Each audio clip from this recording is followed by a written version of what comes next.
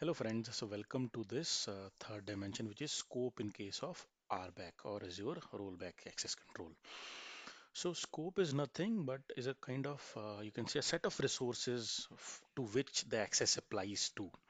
Means let's say if a user need access, then to which particular resources that access needs to be applied, maybe to management group or to subscriptions, right? So whenever we assign a role, you can further limit the actions by defining a scope that okay to which particular resource the access would be provided. So in case of Azure, you can specify the scope, means the resources to which the access would be at different groups, maybe at the management group, which will be having different subscriptions, right? Then within the subscriptions we have the resource group, and then within the resource group we can create different resources like VM, storage accounts, create websites, right? So these are the different actions we can perform. So basically the scopes which are there, scope or you can say the access which will be provided works in a parent-child relationship. So we'll try to understand this in a moment with the example of different roles we have. So for example, let's say you have a honor role, a user having an honor role at the management group level, mean at the management group level scope. Then that particular user which will be having access at the management level and a owner role, that particular user manage everything in all the subscriptions and in the management groups, because he's the owner. He can create access, he can delete that, he can provide access to others, right? So this is what he can do. Now let's say if the user or if you assign a reader role to a particular group at this particular subscription scope, then what that particular group can do, then that particular group, because since that group is having a reader role, can view every resource group. Means if there are 10 resource group within that subscription, he can view that and the resources in the subscription, because he's having a reader role, he can do that, right?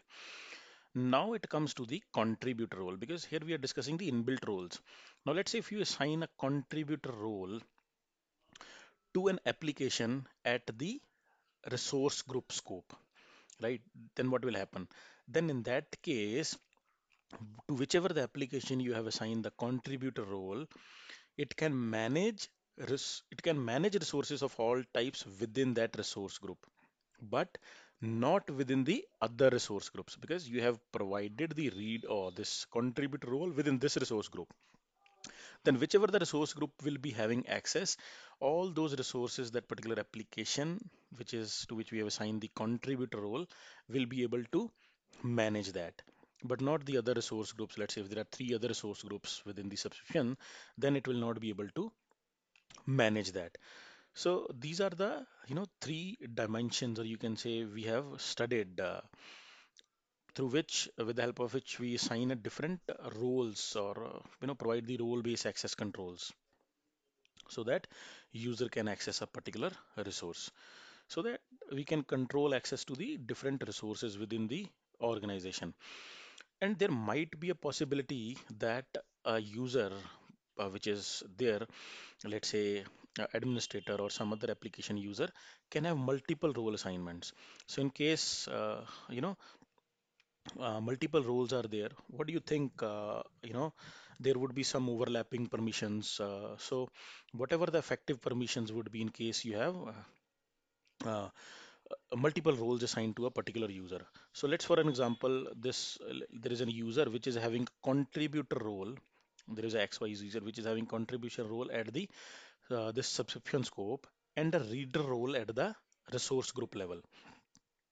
See, in this case, the addition of contribute permission and the reader permission is effectively the contributor permission. See, because at the higher level, we have provided the contributor permission at the subscription level. At the resource level, we have provided the reader. Since the permission inherits from the top, therefore, it will provide the this is effectively contributor role for that particular resource group. In this case, the reader role which has been assigned in case of resource group will not be having any kind of impact. So this is how you need to think of when we apply certain permissions or multiple permissions or multiple roles have been assigned in case of RBAC. Then effective permissions This is the way effective permission works. So this is it, friends, in this lecture. Thank you for watching this lecture. Meet you in the next lecture.